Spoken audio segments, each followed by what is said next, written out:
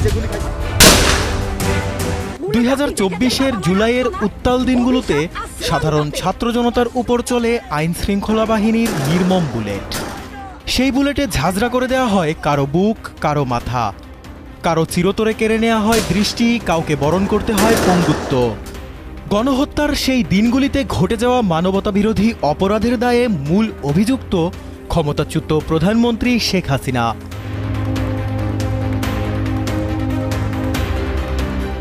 24-এর গণহত্যার তেমনই এক মামলায় আন্তর্জাতিক অপরাধ ট্রাইব্যুনালে প্রথম রায়ের ক্ষণগণনা চলছে।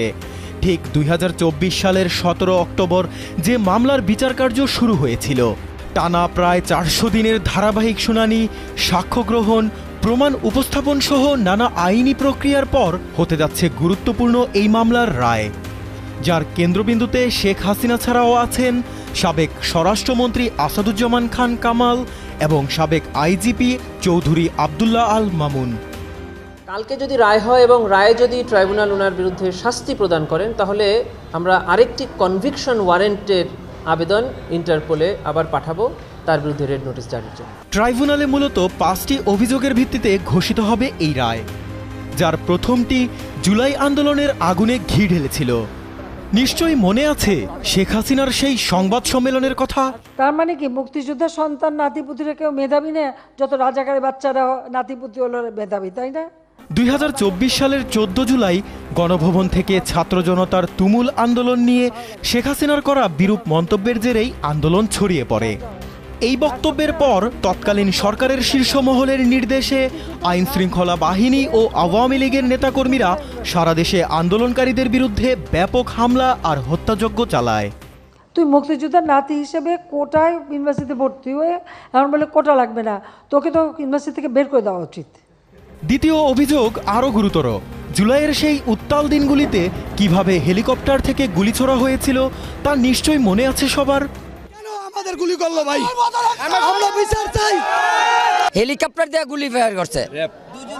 এগুলো আমাদের দুইটা বাচ্চা মারা গেছে, একটা 15 বছরের আর একটা 12 বছরের। ট্রাইব্যুনালে অভিযোগে বলা হয় শেখ হাসিনা আন্দোলন দমনে হেলিকপ্টার, ড্রোন এবং প্রাণঘাতী অস্ত্র ব্যবহারের নির্দেশ দিয়েছিলেন। নির্দেশনা দেওয়া আছে, ওপেন নির্দেশনা দিয়ে দিচ্ছে, এখন লেখা লিখবেন ব্যবহার করবে, যেখানে পাবে সেটা গুলি করবে। সেই নির্দেশ বাস্তবায়নের জন্য স্বরাষ্ট্রমন্ত্রী আসাদুজ্জামান খান কামাল এবং তৎকালীন আইজিপি মামুন আইন শৃঙ্খলা বাহিনীকে বিশেষ নির্দেশনা দেন এবং এর প্রেক্ষিতে দমন নিপীড়ন আরও বাড়ানো হয়। যে হেলিকপ্টার ব্যবহার করা হয়েছে এবং হেলিকপ্টার ব্যবহার করে র্যাবের হেলিকপ্টার থেকে গুলি করা হয়েছে, সেই ব্যাপারে আমাদের তদন্ত সংস্থা প্রমাণ পেয়েছেন। প্রধানের নির্দেশ বাস্তবায়ন করেছেন তার নিচের যারা অফিসার ছিলেন তারা, সুতরাং তিনি কমান্ড রেসপন্সিবিলিটির দায়ে অভিযুক্ত। 2 হাত প্রসারিত করে পুলিশের বুলেটের সামনে দাঁড়িয়ে প্রতিবাদ। জুলাই আন্দোলনের বাঁক বদলে দেয়া আবু সাঈদকে হত্যার কথাও নিশ্চয়ই সবার স্মৃতিতে এখনো জ্বলজ্বলে।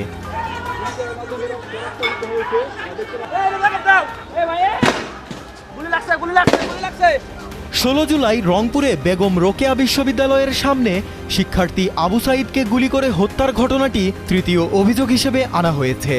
অভিযোগে বলা হয় সেই হত্যাকাণ্ডটিও তৎকালীন সরকারের দমনমূলক নীতিরই অংশ ছিল এবং 3 জন আসামি অর্থাৎ শেখ হাসিনা, আসাদুজ্জামান খান কামাল আর আবদুল্লাহ আল মামুন এতে প্রত্যক্ষ বা পরোক্ষভাবে জড়িত। তৎকালীন পুলিশ কমিশনার এবং সরকারের ঊর্ধ্বতন কর্মকর্তারা পরিকল্পিতভাবে সেই ঘটনাকে ধামাচাপা দিয়ে ঘটনাকে ভিন্ন খাতে প্রবাহিত করার জন্য আবু সাঈদের সহযোগীদেরকে আসামি করে একটা মামলা দায়ের করেছিল এবং যারা হত্যার শিকার হতে পারত তাদেরকে আসামি করে জেলখানায় বন্দী করা হয়েছে।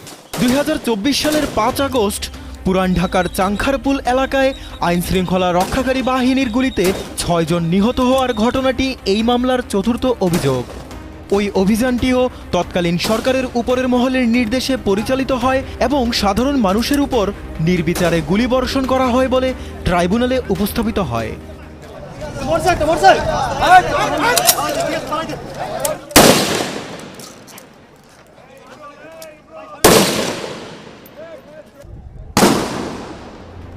ছাত্র জনতার আন্দোলনের সময় আশুলিয়ায় ঘটে আরেক ভয়াবহ ঘটনা।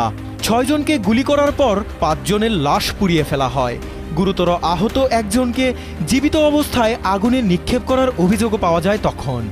এই নির্মম ঘটনাকে মামলার পঞ্চম ও সবচেয়ে নৃশংস অভিযোগ হিসেবে চিহ্নিত করা হয়েছে ট্রাইব্যুনালে, যাতে বলা হয়েছে জুলাইয়ের রাজপথ রক্তে রঞ্জিত হয়েছে কিভাবে তার স্পষ্ট উদাহরণ এই হত্যাযজ্ঞ। তোমার ছাত্ররা সব ঘরে ফেরো, গার্জিয়ানকে বলছে তারপর এখানে কিন্তু জঙ্গি হামলা হচ্ছে।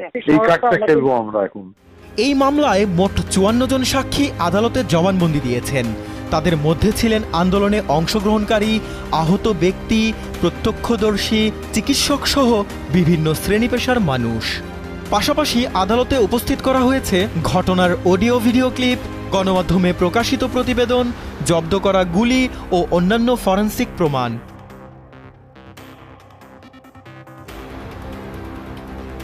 জাকারিয়া হোসাইন, যমুনা নিউজ।